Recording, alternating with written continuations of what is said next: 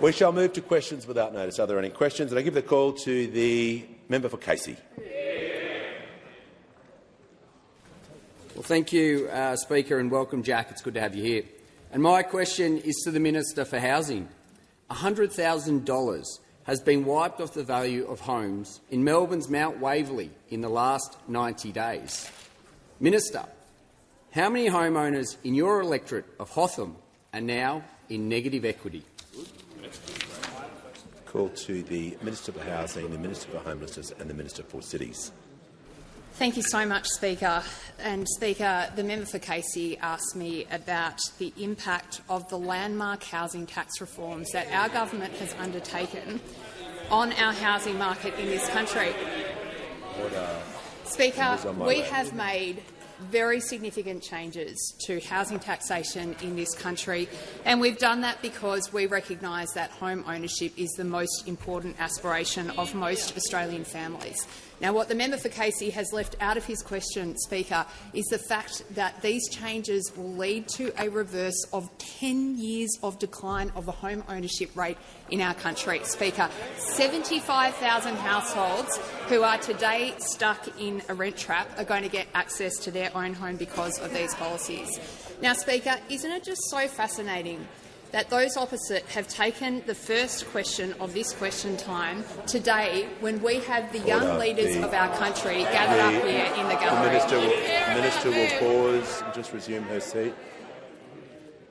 The Manager of a point of order. Yeah, it goes to relevant, Speaker. And you said on the 27th of March 2024 the Minister was asked a specific question. She's not entitled to then start talking about broad portfolio issues. She will need to keep her answer efficient to the question. It's got nothing to do with the opposition. It's to do with negative equity. It's to do with negative equity. And she's not even listening. The Manager has raised his point of order. The Minister was asked a fairly specific question about one area and also her own electorate, so she's going to have to make the answer relevant to the question that she was asked. The Manager is correct. She wasn't asked about opposition policy. To be fair to the Minister, she hasn't gone into opposition policy. She was talking about the question she was asked, so a bit of a jump there before because she was just saying she was asked about, and that's when you took the point of order. So the point of order of relevance is taken, but she won't be able to talk about opposition policy. If she does, I'll sit her down and we'll move to the next question. The Minister has the call. Thank you so much, Speaker. And I was asked about house prices in my electorate and around Australia. And I say again to those opposite, Speaker, when are they going to stop and listen to what our country is telling us about what's gone wrong for housing in Australia? The reason that we have taken this significant step to address issues in our housing market is for the benefit of the young people who are sitting today in the public gallery, Speaker. Now, I say respectfully to those on the other side of the chamber that house prices have gone up 400% in the last 25 years in our country. 400%. At what point are those opposite willing to accept that we have a significant problem with housing in our country, and if we allow this to continue for another generation, then opportunity and aspiration in our country are going to mean something fundamentally different?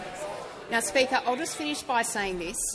I was raised in an incredibly patriotic household, and I was raised to believe that the most important thing about our country is that it was equal and fair. That is changing about our nation because of our broken housing market, Speaker. We've got home ownership rates for young people falling through the floor. A low-income young couple is half as likely to own their own home in Australia today than they were in the year that I was born, and they want to do absolutely nothing about it. Well, we have a different view, Speaker. We represent all Australians, especially those young people in the gallery. The Minister can conclude her answer. She's not being relevant to the question. Resume your seat. We're moving to the next question. Ministers have to also follow the standing orders, and when I give an instruction or advice to the House not to talk about the opposition, that means don't talk about the opposition. Member Griffith has the call. Thank you, Mr Speaker, and a warm welcome to Grace. My question is to the Prime Minister. How is the Albanese Labor government working to strengthen and defend Australia's world-leading superannuation system? What threatens these objectives? Give the call to the Prime Minister. Well, thank you very much for the fantastic member for Griffith. The best member Griffith has had for some time. He's Kevin Rudd, it must be said. It's fantastic. And Labor built universal superannuation. Labor has strengthened it, and Labor will always defend it. Order. In our first term, we legislated the objective of super because we believe that Australians deserve dignity in their retirement. Then we took the superannuation guarantee all the way up to 12%, because you will recall that that was the policy, but it was paused when the coalition won government. We made sure that low-income workers and young Australians can retire with bigger super balances.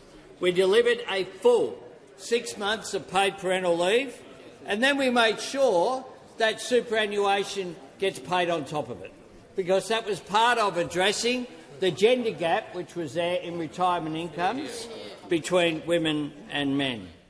And we changed the law so that superannuation gets paid on payday. Now, this will make an enormous difference over time for the young people who are in the gallery today.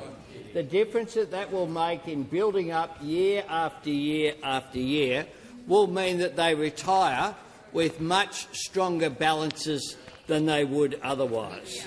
We know also that superannuation has assisted the economy because it provides an investment pool as well, making sure that superannuation is used to maximise the benefits for their superannuants, but also, of course, it provides a really important investment vehicle. Now, this is, of course, the real change, part of the real change that Labor is delivering.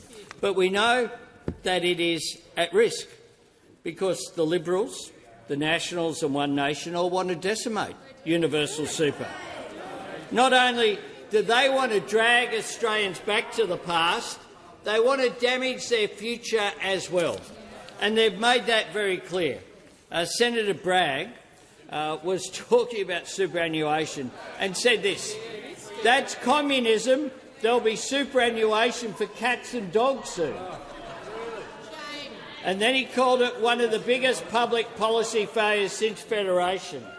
Of course, the Shadow Treasurer has called it a form of economic insanity, a form of he went on at a different time to call it a form of economic social engineering. Well, Senator Hanson has joined in and has said just yesterday, I think the whole system is broken. Has made it very clear. Wants to make it easier to sack workers, but also wants to make it harder. Give the call to the honourable member for Goldstein. Thank you, Speaker, and a warm welcome to Archie Mackay. My question is to the Minister for Housing. Minister, why has the number of first home buyers dropped by more than 6% this calendar year? Give the call to the Minister for Housing and the Minister for Housing and the Minister for Homelessness. Thank you so much, Speaker, and I thank the member for Goldstein for his question. Speaker, on average, there have been more first home buyers each and every year under our government than there have ever been under any other government in Australian history. And you know what, Speaker? We're actually really, really proud of that. And one of the main drivers of it, Speaker, is the 5% deposit program. This program has now helped 260,000 Australians get into a home of their own. And, Speaker, of course, those landmark housing tax reforms that we made in the federal budget are going to provide even more opportunity for first home buyers around the country. We'll see 75,000 rental households get into their first home, which will reverse a decade's worth of decline in the home ownership rate. Now, Speaker, I just want to provide a quick contrast with those opposite who want to re-break the housing market. They want to take away first homeowner supports. Order. The member for Isaacs will cease interjecting. The member for Goldstein, a point of order. Thank you, Speaker. Relevance. It was an extremely tight question, and it didn't ask for alternative proposals, as you would well know. The Manager.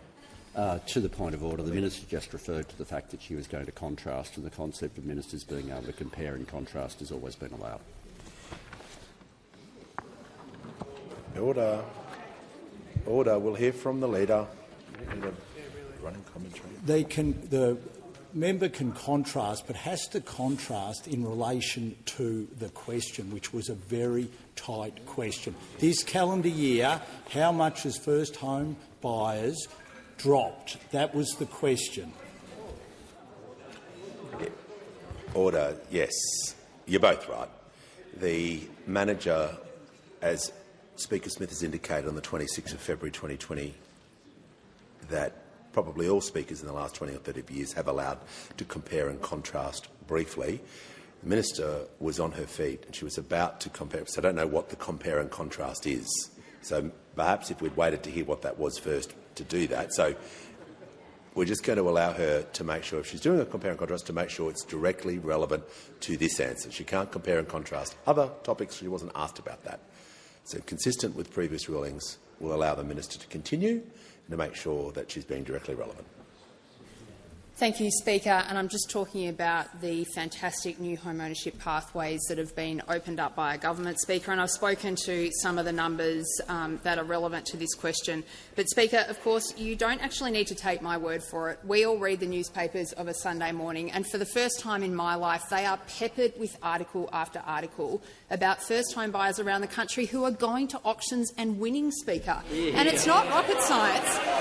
It's not rocket science. There's a very simple reason that they're winning auctions, Speaker. For the first time in 25 years, first-home buyers are standing on a level playing field. And, Speaker, I want to remind the public that up until this point, those opposite have engineered a system where the young people of this country have been paying taxes to subsidise the investor next to them to outbid them at auctions every Saturday. And, Speaker, we have brought that system to an end, and we are damn proud to have done it. Now, Speaker, I want to talk to you about, in the electorate of Fraser, a recent sale of a house in Footscray that sold for $817,000. Speaker, the real estate agent said there was, quote, a bit of emotion when the vendors and the buyers met post-auction, as the vendors had bought that as their first home and they were handing it to a young couple who were after their first home. Speaker, in the fantastic member for the electorate of Wills, a three-bedroom townhouse on a converted squash court sold in post-auction negotiations for $810,000 to a first-home buyer. The real estate agent said a lot of first-home buyers walked through this one. There are a lot of buyers around that are first-home buyers. They are the ones that are still moving in a timely manner. Speaker, we're on the side of first-home buyers, and I think we can see from those opposite they are the last man standing defending the broken housing market in this country. We're making the real change that Australians are asking for on housing. Call to the honourable member for Bendigo. Thank you, Speaker. I'd like to give a shout-out to Oliver, who is in the gallery. My question is to the Treasurer. What is the Albanese Labor government doing to strengthen Australia's superannuation system, and what risks have emerged? Call to the Treasurer. Very big thank you to the member for Bendigo, Mr Speaker, a champion for working people and their retirement incomes in her community and around the country, and a big thank you to Tenzin as well for being the youth member for Rankin. Mr Speaker, Labor is the party of superannuation. We built it, we are strengthening it, and we will defend it forever from the attacks of those opposite, Mr Speaker. They don't support superannuation because they don't support working people. It's that simple. This side of the House is working around the clock to strengthen the superannuation system, which is the envy of the world. About a quarter of household wealth in this country is super. We've got the fourth biggest pool of retirement income savings in the world, Mr Speaker. 4 decades of universal super at risk from those opposite. And Mr Speaker, in the 4 years we have been in office, we've got the super guarantee to 12%, we've got payday super, we're paying it on paid parental leave, we're lifting member standards, we're putting a lot of effort into strengthening the superannuation system, making it sustainable into the future. And on Wednesday, Mr Speaker, the Assistant Treasurer will be talking about important consumer protections. This side of the House works very hard to strengthen superannuation. Those opposite work around the clock to undermine and diminish it, Mr Speaker. Now, the stakes at the next election will be very high for a number of reasons, but one of those will be the future of superannuation is at stake at the next election. And we know that because in the last week or so, whether it's Senator Bragg or Senator Hume, Senator Canavan, the Leader of One Nation, all of them have made it very clear that if any combination or coalition of Liberals, Nationals and One Nation win the next election, they will end universal superannuation as we know it. They represent the biggest risk to universal super in the 40-year history since it became compulsory, Mr Speaker. They've made it very clear. Equating superannuation for young workers with super for cats and dogs, describing it as economic insanity as the Shadow Treasurer did. The same person who said that people on low and middle incomes could be considered to be taken out of the system entirely, Mr Speaker. This is what they really think about superannuation. And their divisive and dangerous anti-worker and anti-super agenda will leave every Australian worker worse off if they get their hands on superannuation. That is now clear, Mr Speaker. And another thing is very clear. We will always back the working people and wages and retirement incomes of people who work for a living in this country. Those opposite will always attack them. They don't support super because they don't support workers. They've made that now very clear. Concluded. Before we go to the next question from the crossbench, I've got a number of acknowledgements to go through. It's a busy week this week, so I ask members to bear with me. I'm pleased to inform the House that present in the Speaker's gallery today is Mr Jeremy Hanson, CSC MLA, the Speaker of the Legislative Assembly. We also have the Right Honourable John Lord Speller of Smethwick, the United Kingdom's trade envoy to Australia. Welcome, Lord Speller. And also present in the gallery today is representatives of the Australasian Union of Jewish Students who are in Canberra attending their annual political training seminar, and also delegates from Common Grace's annual Let Justice Flow conference, which brings Christian advocates to Parliament House, and also a number of students and leaders and staff from the Islamic College of Brisbane who are visiting Parliament House to learn about more Australia's system of democracy, and Lachlan Hunter, MLA, the member for Central Wheatbelt and Shadow Minister for Agriculture. Welcome to you all. Give the call to the honourable member for New England. Well, thank you very much, Mr Speaker. My question is to the Manager of Government Business representing the Minister for the Environment and Water. Now, I've heard today you've been talking about your support for workers, so I put the challenge to you. We have 79 workers at Deniliquin and Leeton who've received their redundancy notice because of the peculiarity that you're unable to credit floodwaters as an environmental flow. This is merely a bureaucratic decision. Do you promise those workers, members of the United Workers Union, that you will change this decision and give them back their jobs before they get flushed down the river? Give the call to the Leader of the House representing the Minister for Environment and Water. Thanks very much, Mr Speaker. Anything that goes to the condition of individual workers in the way that's just been described, and I haven't been briefed on what's been described, but obviously the way the member has put it equates to a significant issue, particularly for those involved. I'm happy to find out about that, get briefed on it and report directly to the member. Give the call to the honourable member for Swan. Thank you, Mr Speaker, and a shout-out to Samaya, the youth member for Swan. My question is to the Assistant Treasurer and the Minister for Financial Services. How is the Albanese Labor government delivering a stronger, fairer, more secure superannuation system for Australians, and are there any risks to this approach? Give the call to the Assistant Treasurer and the Minister for Financial Services. Speaker, I thank the member for Swan for her question and acknowledge that she has been a champion for superannuation throughout her time in this chamber. She has defended every increase in the superannuation guarantee, every one of which has been opposed tooth and nail by those opposite. The Albanese Labor government believes that all Australians deserve dignity, security and independence in retirement. That's why we're focused on building a superannuation system that is stronger, fairer and more resilient. We believe that a superannuation system that delivers better outcomes for working Australians, not just today but for generations to come. Members in this side believe in superannuation. We are members of a party that built superannuation. Since coming to office, the Albanese Labor government has delivered a comprehensive reform agenda to strengthen retirement outcomes for Australian workers. We have increased the superannuation guarantee to 12%, which will deliver more for retirees. We have increased the low-income superannuation tax offset, boosting the retirement savings of 1.3 million Australian low-income workers, and including around 750,000 women and including around 550,000 Australians under the age of 30. And we have legislated the objective of superannuation for the first time. Australians deserve confidence that their hard-earned savings are protected, and that is exactly what this government will be doing. I'm asked about what risks there are to our system. Speaker, the Liberals, Nationals and One Nation, they might be different political parties, but they have the same old agenda, and they will destroy the superannuation if they get a chance.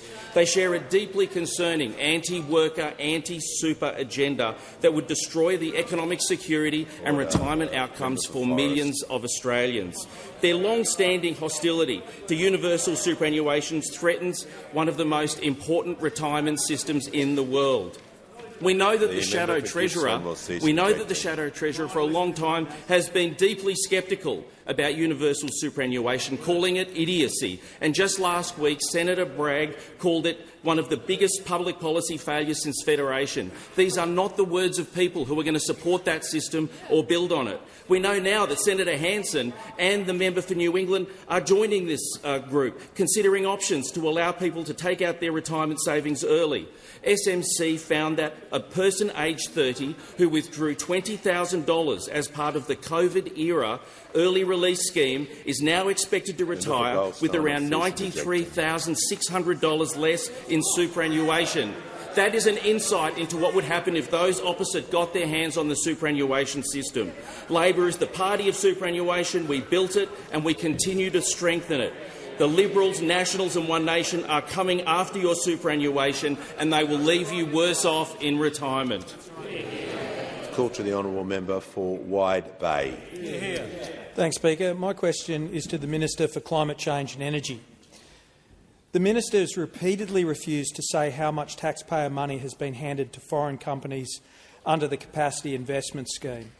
Today, we learned that CIS-backed companies have spent nearly $40 billion on so-called social licence commitments, including cash payments, opening ceremonies and Indigenous artworks. Minister, how much money have you handed to foreign investors under the Capacity Investment Scheme? Call to the Minister for Climate Change and the Minister for Energy.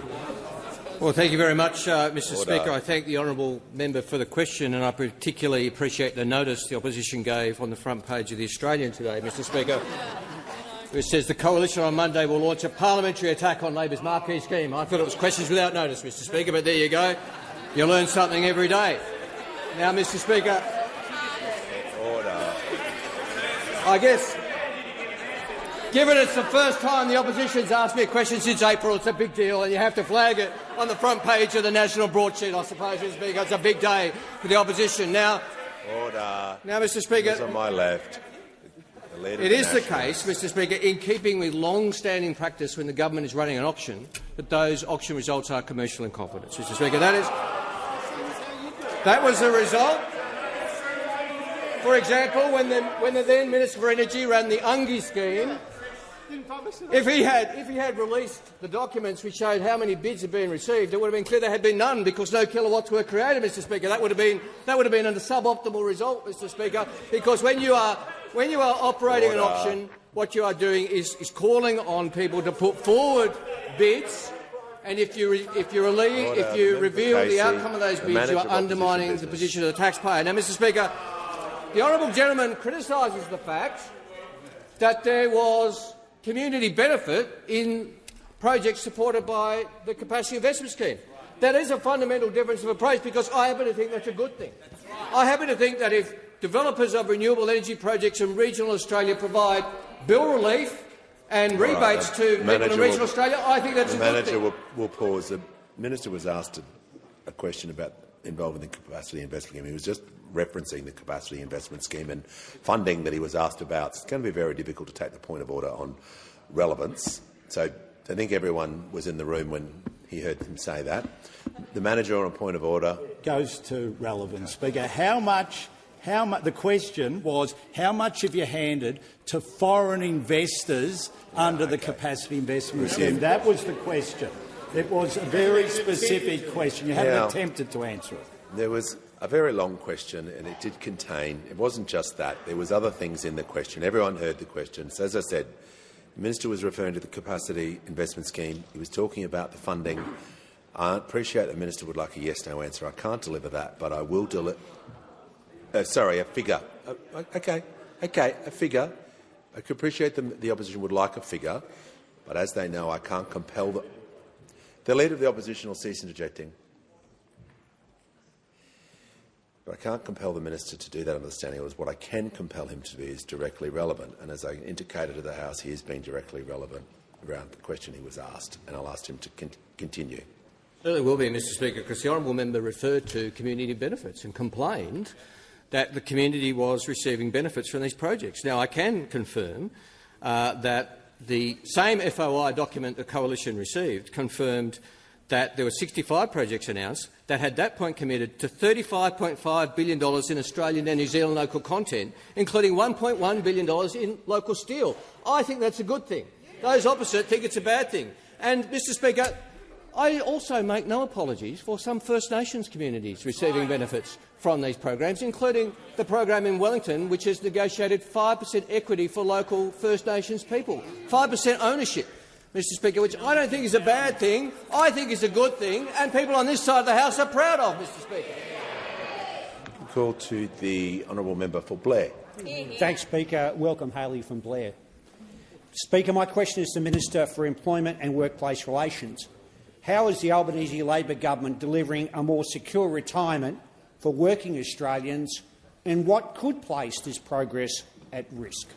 Call to the Minister for Employment and the Minister for Workplace Relations. Well, thank you, Speaker. I'd like to thank the member for Blair for that question. Of course, as the Treasurer clearly said, it was Labor that created superannuation, and it is Labor that believes in it. And that is why the Albanese government has strengthened our superannuation system to deliver a better retirement for working Australians. And in recognition of the importance of superannuation in retirement, the Albanese Labor government, of course, made superannuation clearly outlined in the Fair Work Act as a workplace right. This recognises that superannuation is critical to a good standard of living in retirement for workers, just as wages are good in their working life. Now, our government has passed legislation to ensure that superannuation is paid at the same time wages are, giving workers better oversight and a bigger balance at retirement. Now, of course, the Albanese Labor government is paying superannuation on government-paid parental leave, improving the economic security of thousands of families in retirement. And it is this Labor government that ensured that the legislated superannuation guarantee rate of 12% was actually achieved. Now, Speaker, I am asked about what could place this at risk. And unfortunately, the biggest risk to hard-working Australians' retirements is those sitting opposite, the Liberals, the Nationals and One Nation. Now, of course, we know that the Liberals have never supported superannuation. When they were last in government, they froze the legislated superannuation guarantee for 6 whole years, and they've continually undermined superannuation with their policies of encouraging workers to decimate their retirement savings.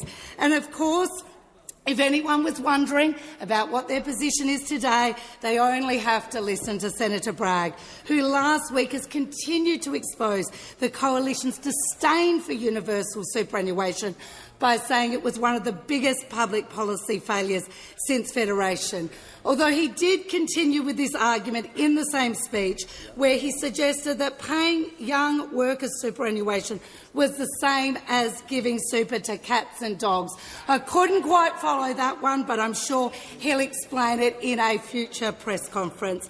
But it's not just the Liberal and National Party that are on a crusade, of course. It's One Nation as well, who have confirmed over the weekend they fundamentally oppose the principle of universal superannuation. It is only Labor. It is only Labor that can be trusted with the retirement savings of millions of Australians, while those opposite would decimate it. Time has concluded. Call goes to the Manager of Opposition Business. Thanks, Speaker. And my question is to the Minister for Climate Change and Energy. Minister, would you just cut the crap and tell Australians how much your capacity investment scheme is costing taxpayers? Order. The Manager. There may well be a replacement available in the gallery, but that's not representative of how we normally conduct question time.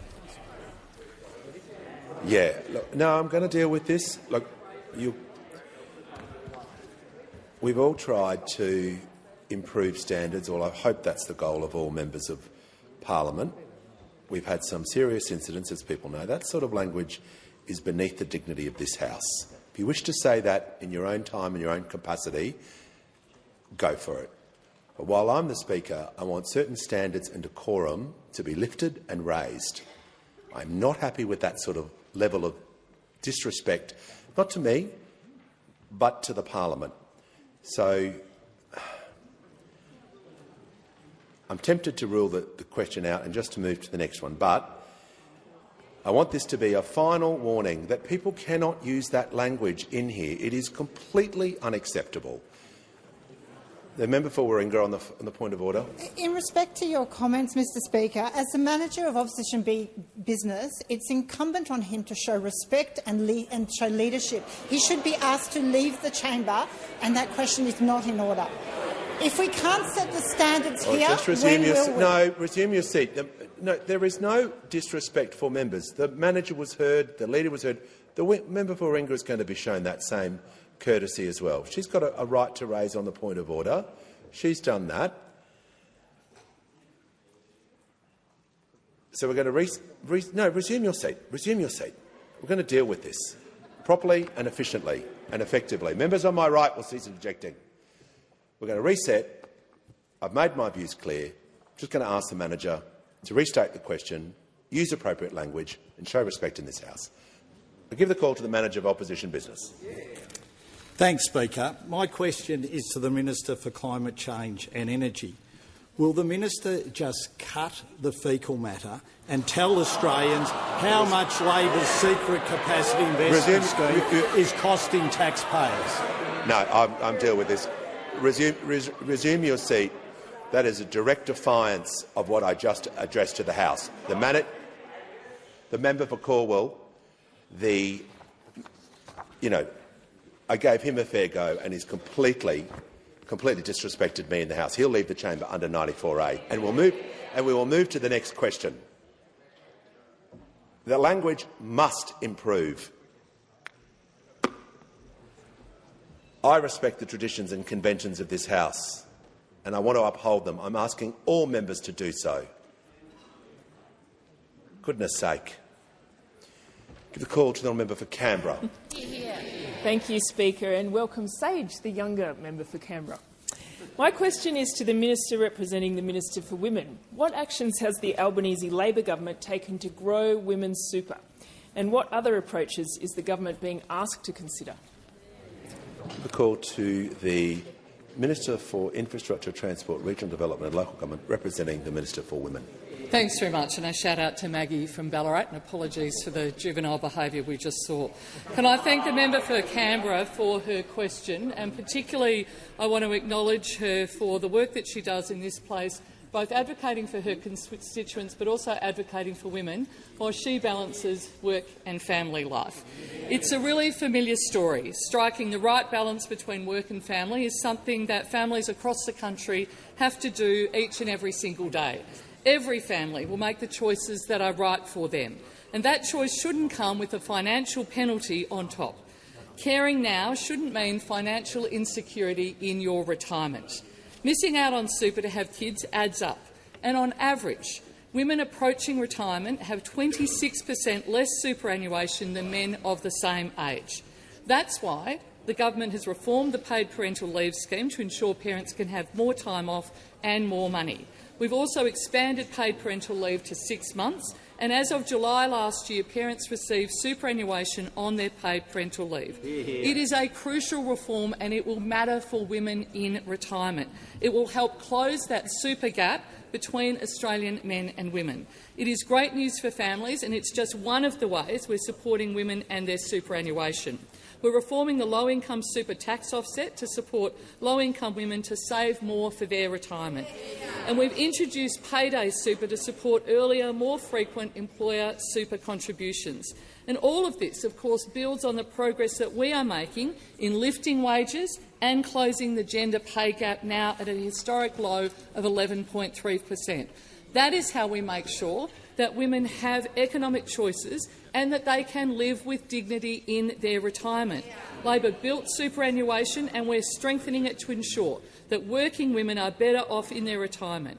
But in the last week alone, we know we have seen the Liberals, the Nationals and One Nation again go back to form and threaten the existence of superannuation. They have described superannuation as a loss of liberty. They've confirmed they do not support universal contributions, and they've bragged about their past policies that they would seek to start dismantling the superannuation scheme that would see people with thousands of dollars less in their retirement incomes, and that will particularly affect women. Make no mistake, the Liberals, the Nationals and One Nation have never, ever supported a universal superannuation scheme. They don't support it. They don't like it. They've attempted at every opportunity to undermine it, and if they're given the chance, that is exactly what they will do again. And the people who actually suffer as a result of that will primarily be Australian women on their retirement. The call to the honourable member for Groom. Thank you, Speaker. My question is to the Minister for Climate Change and Energy. Will the minister just tell Australians how much Labor's secret capacity investment scheme is costing taxpayers? The call to the Minister for Climate Change and the Minister for Energy. Thanks, Mr Speaker. I thank the member for the question, and I recognise Madison from McMahon, Mr Speaker, who's with us in the gallery today. Mr Speaker, the capacity investment scheme is treated in the budget in a very similar way, and in fact identical way, to previous government programs of a similar nature, including programs that were administered by the then Minister for Energy, Mr Speaker, including the underwriting new generation investments, Mr Speaker, including Snowy Hydro 2 business case that the member for Hume was responsible for, including changes to the Clean Energy Regulator that the member for Wannon was responsible for, the Australian Naval Infrastructure that the member for Wannon was responsible for, all of which are noted in Commercial in Confidence in Budget Measures No. 2. But, Mr Speaker, the point is that these projects that are supported by the Capacity Investment Scheme are all designed to bring more of the cheapest form of energy to the availability of Australians. A fact, Mr Speaker, that was recognised, credit where it's due, was recognised by the member for Wannon last week. He issued a press release, and I must say I was touched. I don't get emotional much these days, Mr Speaker, but I was touched. It says the Shadow Minister for Energy and Emissions Reduction, Dan Tehan, said Labor's net zero agenda was delivering the cheap and affordable energy Australia requires. I mean, so eloquent, Mr Speaker. I was very moved to read it. The member for Page on point of order. Yeah, thank you, Speaker. The point of order is on relevance. The minister now has diverted into a whole lot of topics that has nothing to do with the capacity investment scheme, and I ask him to return to the question. Please answer. Order. Order. We'll give the call to the member for Bean. Thanks, Speaker. Welcome to Darius from Bean. My question is to the Minister for Social Services. How is the Albanese Labor government delivering real change for Australian families now and into the future with expanded paid parental leave? What are the risks to this? Give a call to the Minister for Social Services. Thanks so much, Mr Speaker, and thanks so much to the member for Bean for his question. More than 2,000 parents in his electorate benefited from paid parental leave last year. And as the Minister representing the Minister for Women pointed out, paying superannuation on paid parental leave is one of the most important ways that we can end that retirement income gap that has been so prevalent in Australia for so many years. Mr Speaker, there is a big difference between those opposite and those on this side when it comes to super.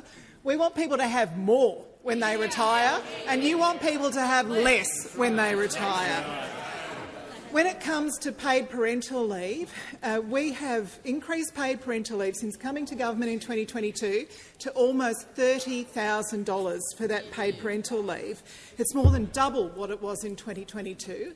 And for the last year, just over a year, we've been also paying superannuation on top of that. And I released figures today, Mr Speaker, that in that first year of paying paid parental leave on superannuation, paying superannuation on paid parental leave, 200,000 people have benefited to the tune of $285.5 million. Now, this is a huge difference for those mums when they retire. So, if you've got a woman with a median superannuation balance, she would be about $5,400 better off in retirement because of the change that we've made. So let's just take a fictional example. Let's call her Rachel. She's 25. She goes on to have 3 children. She takes paid parental leave for each of those children. Because of our changes, paying superannuation on top of that paid parental leave, Rachel could retire with an extra $17,600 in retirement. That's the difference that we're talking about, Mr Speaker. One Nation have made it clear they want people to have less money in retirement. The Liberals have made that clear. They want people to have less in retirement. The Nationals have made it clear that they want people to have less money in retirement. We, on the other hand, are delighted that not only are we dealing with the gender pay gap, not only are we helping mums when they take time off work to look after their precious new babies, but we are not condemning them to poverty in retirement as well. Welcome, Kaylin. The call to the honourable member for Mackellar. Welcome to Miller from Mackellar. My question is to the Minister for Health, Disability and the NDIS. During the recent Senate inquiry, there were extensive warnings from disability advocates and state ministers that alternative foundational supports are not ready, fully funded or guaranteed to be operational before participants are moved off the scheme. Understandably, parents and carers are terrified that their kids could be left without the supports they need and rely on. How will the government ensure that no NDIS participant is exited from the scheme until appropriate foundation supports are fully funded and operational? Excellent question. The call to the Minister for Health and the Minister for the National Disability Insurance Scheme. Thank you, Speaker. Thank you to the member for Mackellar, and thank you to Zoe for representing Adelaide's western suburbs up in the southern Speaker's gallery. Well, the way we'll ensure that is by making sure foundational supports are agreed by the 1st of January 2028. That is the agreement that all jurisdictions made with the Prime Minister through their heads of government, the Premiers and the Chief Ministers. This is not something that came out of the blue earlier this year. It was a decision of National Cabinet back in 2023 to accept and endorse the core recommendations of the NDIS review that Bruce Bonahady and Lisa Paul conducted back then, one of which, a central recommendation of which, was to build that second tier of disability supports that was always envisaged by the Productivity Commission when recommending that our government back then put in place an NDIS. The tragedy is that wasn't put in place, those second-tier supports. Many of them did pre-exist the NDIS, as the member knows, and were either dismantled entirely by state governments or at least degraded to a significant degree. Now, back in 2023, when heads of government were making that decision, there was also a commitment for $10 billion, half funded by the Commonwealth, half collectively by states and territories, to fund those what were called foundational supports as recommended by the NDIS review. As the member knows, Thriving Kids is well underway.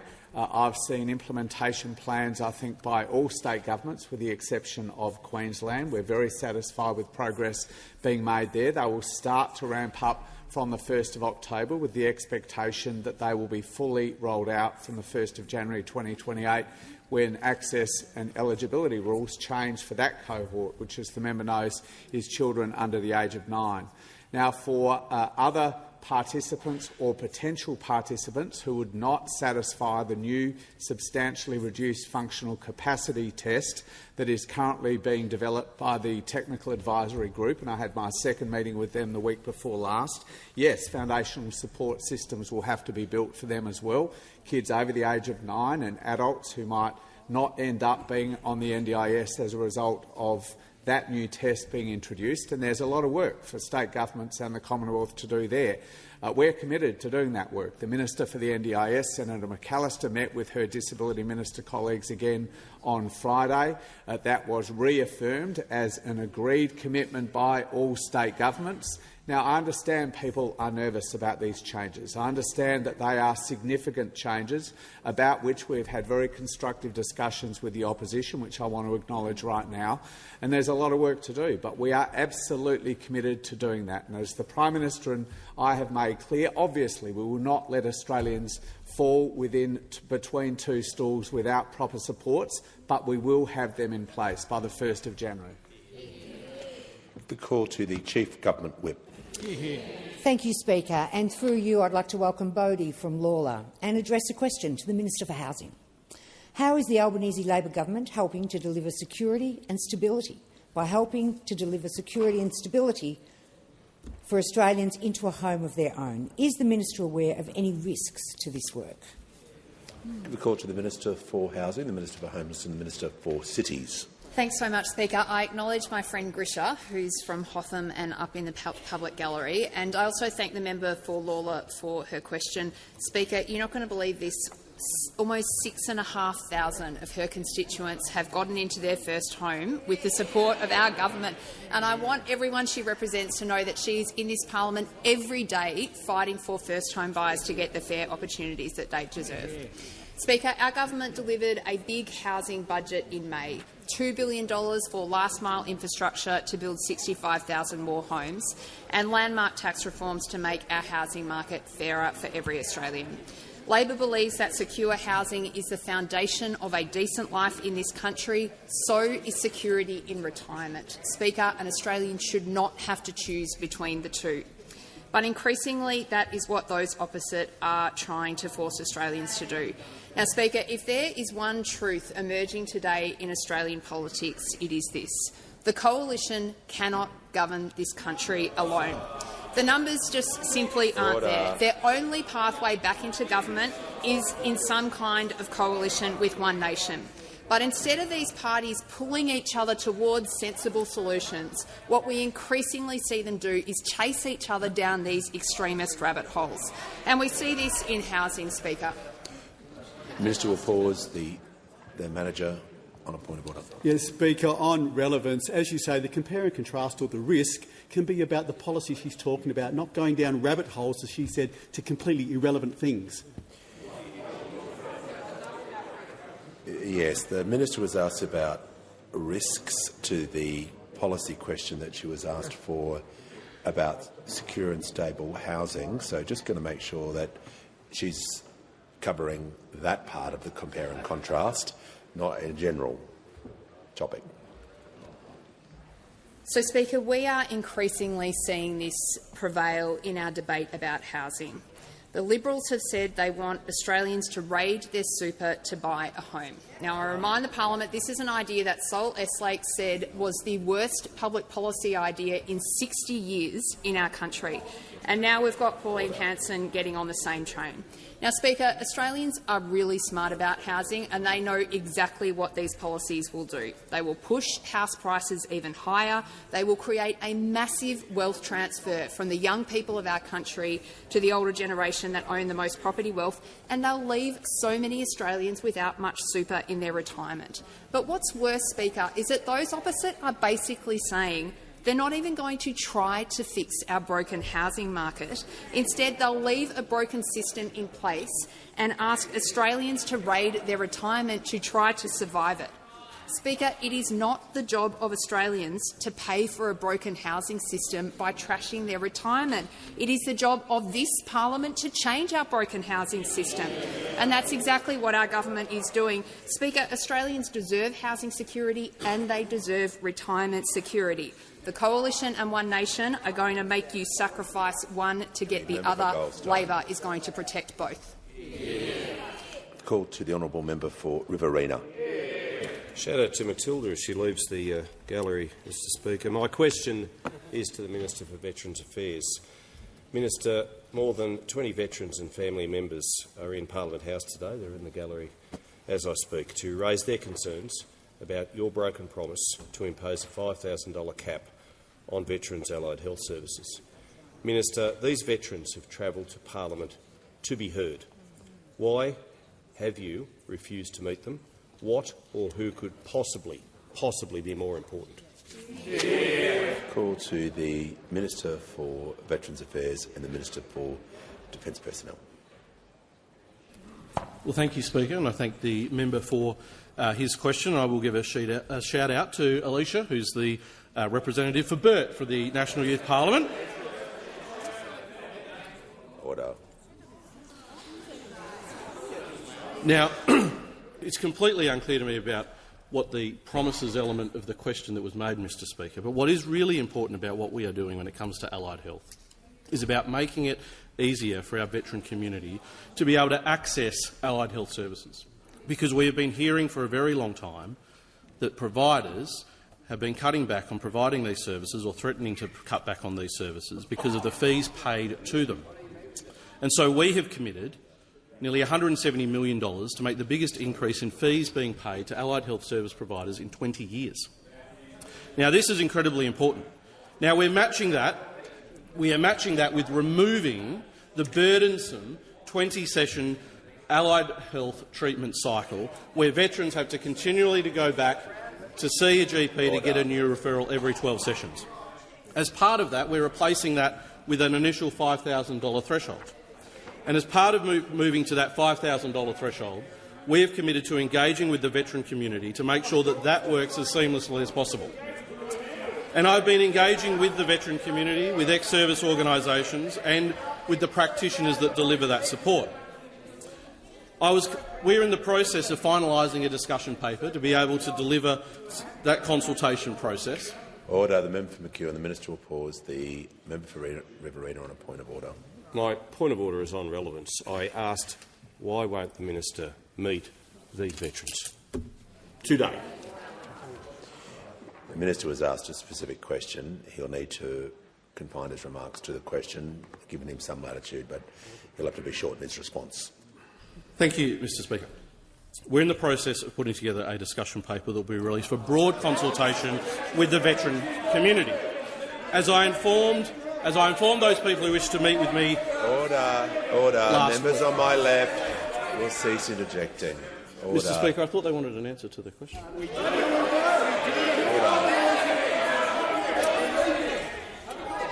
Minister can come to his conclusion.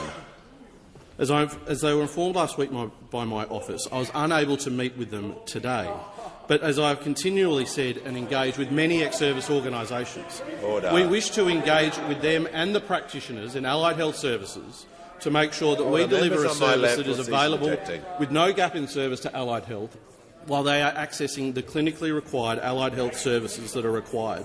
We want to improve this access by paying allied health service providers more, by making it easier for veterans to access without having to continually go back to a GP, and we will continue to engage with the veteran sector, and I'm sure as part of those engagements, those people that have visited today will participate in providing that feedback and engaging in the consultation forums that we will be running so that we get these reforms right. And if the opposition continue to want to shout instead of actually engaging in the policy development process, it's incredibly unhelpful to getting those positive outcomes. The Minister's time's concluded. Order. Call to the Honourable the Member for Riverina on a point of order. I just seek leave to table the Minister's letter of refusal to meet with those heroes. The Manager. Give a call to the Member for Bennelong. Thank you, Speaker. My question is to the Minister for Home Affairs. How is the Albanese Labor government progressing the gun buyback scheme to help keep people safe? What other approaches have been advanced in recent days? Call to the Leader of the House. Thank you very much, Mr Speaker. And I thank the member for Bennelong for raising the issue. After the appalling anti-Semitic terror attack which occurred in Bondi, we had a special sitting of this House, an emergency sitting of this House, where we took action to act on both the motivation and the method that was used in that attack. And the Royal Commission, in its interim report, called for the Commonwealth and states to be implementing the buyback scheme. The government has provided to all the states and territories now, to all jurisdictions, a flexible system to allow them, because they've all implemented in, or most of them have implemented in slightly different ways, but a flexible system to allow them to participate in the buyback. Effectively, once any state is part of the buyback, they can then choose to include what the price points are, what ammunition, accessories, dealer compensation would be, and wherever that lands, within their compensation model, the cost is shared 50-50 with the Commonwealth. Phase 2 of the New South Wales buyback scheme, for example, which starts in early 2027, will provide a pathway to compensation for eligible higher value firearms with an indicative market value above $3,000. Now, I respect that when we established the buyback scheme, it was not bipartisan across the parliament. And part of what didn't surprise me was that there would be a private member's bill in the Senate that would look at undoing this. But what stunned me, absolutely stunned me, with the private senator's bill that is in the Senate right now, moved by Senator McKenzie, which I presume has the support of the National Party, the Liberal Party and One Nation, is it doesn't just go against the aspects of the government's changes that deal with the number of firearms and the firearms that were used at Bondi, because we all accept and we all know that the majority of gun owners are responsible people who use firearms for work, for sport and for recreation. But I'll tell you what stuns me is that legislation in the Senate right now, supported by all three of those parties, calls for the undoing of the restrictions we did on 3D printed weapons. Now, these are the weapons where, if you get the software and the files, you can print firearms at home without regulation, something which is, I thought, only supported by organised crime, I thought only supported by the worst elements of our society. And to think there is right now, on the notice paper in the Senate, a piece of legislation that would undo that, says everything about who that crowd are trying to appeal to. Call to the member for Warringah. And thank you to Gemma from Warringah for representing us. To the Treasurer. Migrants feel critical workforce shortages across Australia, including doctors, nurses, agriculture, aged care, childcare and construction, where migrants can make up to 30% or more of the workforce. What modelling has Treasury done on the economic and productivity damage from cuts to skilled migration and working holiday makers, and which sectors or essential services would need to be scaled back due to workers' shortages?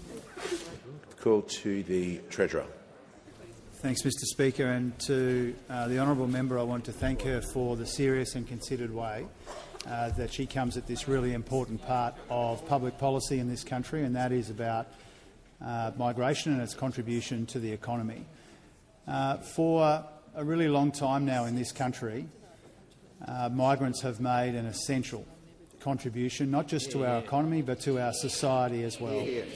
And it's not always been the case that that's been recognised by everyone in this parliament, but it's recognised by this side of the parliament, and I believe that it's recognised in that part of the parliament as well.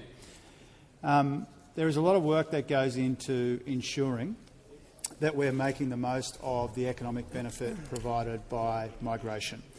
The Treasury has the Centre for Population, the Productivity Commission's done a bunch of work, the OECD has, the Reserve Bank and others. And the consistent conclusion of all of that work over time is that migrants are more likely than not to make a big contribution to our economy. Often they provide a big part of the dynamism and the innovation in our economy. I know that the Small Business Minister, who I engage with on this regularly, understands that truth, that so much of the innovation, creativity and dynamism, which is all about productivity, comes from migrant communities as well. And so our job, the responsibility that we embrace, is to make the most of that economic opportunity, fed by that considered, methodical analysis that we get from all of those places, to make sure we're making the most of this opportunity. At the same time as we get net overseas migration down 45% below its peak, and with some further distance to travel as well. Now, I'm conscious that the honourable member asked about the damage done to our economy if we go about managing the migration system in the wrong way. And we have unfortunately heard in recent times in particular that there are some in our community, and especially in our politics sitting over there, whose primary purpose when it comes to thinking about and dealing with migration in this country is to try and divide the community. And we reject that irresponsible approach. The approach that they take in talking down our economy and dividing our community is bad for our economy, and it's bad for our society as well. And so we will continue to work with anyone of goodwill who recognises you can get net overseas migration down, as we are doing, at the same time as you can recognise and not diminish the really important role played by migrants in our economy and in our society as well. Call to the member for Reid. My question is to the Prime Minister. How are the government's reforms supporting young people to get into home ownership? What impact are they having on housing supply? Is there any opposition to this policy? Call to the Prime Minister. I thank the member for Reid for her question, and I thank her for welcoming me to 5 Dock yesterday to Ferragosto, a celebration, of course, of the Italian-Australian community commemorating, of course, the ascension into heaven of the Virgin Mary. That is an important event in Italy, and one of the great things about our multicultural Australia is that we get to celebrate events that are held right around the world, right here in Australia, in the Australian way. The Labor government is delivering real change through our $47 billion Housing Australia plan. We have more first home buyers than we've ever seen before. Over 490,000 loans issued to first home buyers under Labor. And the important thing is that young people are getting a fair crack.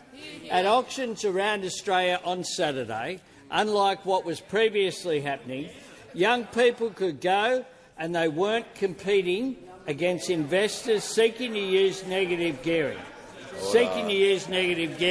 And they were getting access into their own home. That was the objective, because the primary purpose of housing is to get a roof over people's heads. That is the primary purpose of housing, and that is being achieved by young people right around the country. But I'm also asked about what the impact is on supply, because what we have done is to make sure if you want to participate in negative gearing, you still can. But the difference is you will not only be investing in your future and your future assets, you'll be investing in the nation by investing in a new build. And, Mr Speaker, the figures released by the ABS last Friday show that it is working. In the June quarter, there was a 27% increase in investor loans for new builds. 27%. And a 20% increase for construction loans. Now, there are a few people who know about building in Australia, like Harry Triguboff and others, who are all saying this is having a positive impact on new builds.